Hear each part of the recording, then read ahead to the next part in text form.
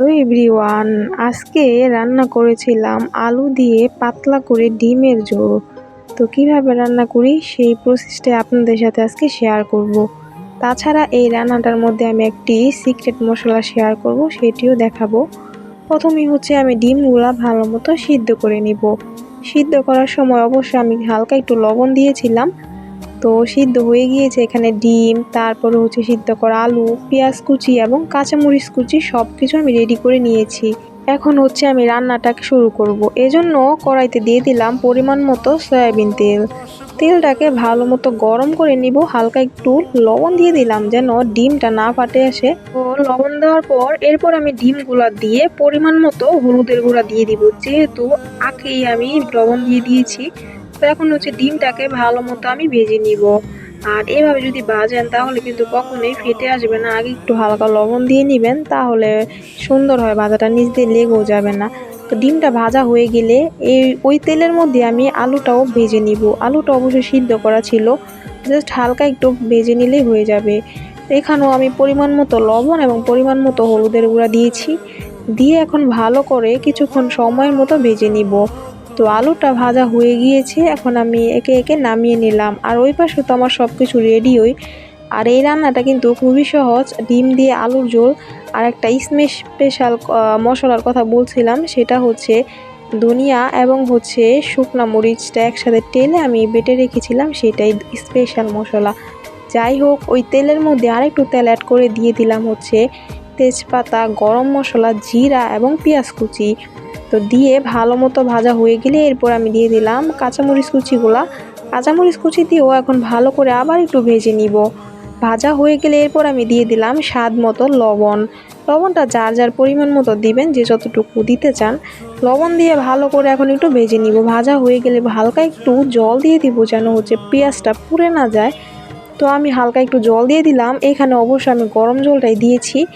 এরপর দিয়ে দিলাম পরিমাণ মতো হলুদের গুঁড়া এবং আমার বানানো স্পেশাল সেই মশলাটা।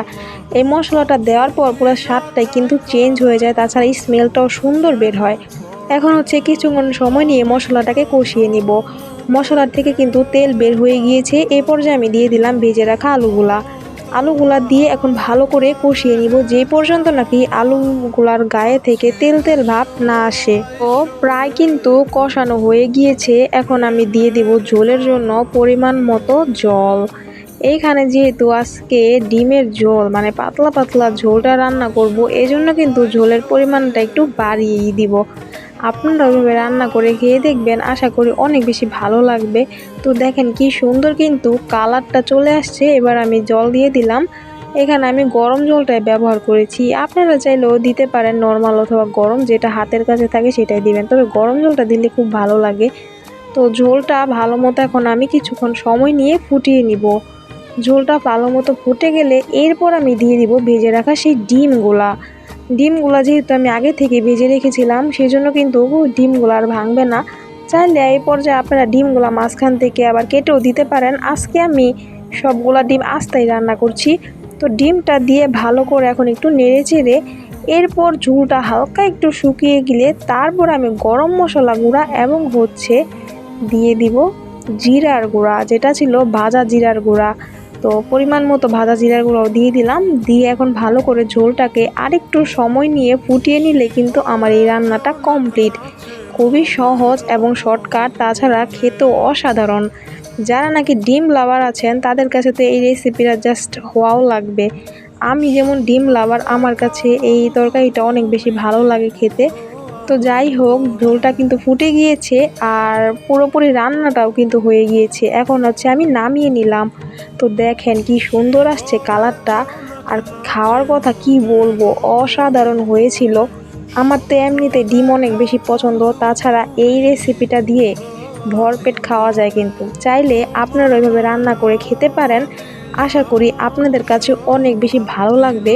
তাছাড়া সম্পূর্ণ ঘরোয়া উপকরণ দিয়ে রান্নাটা করা হয়েছে। তো thanks for watching this video. Tata.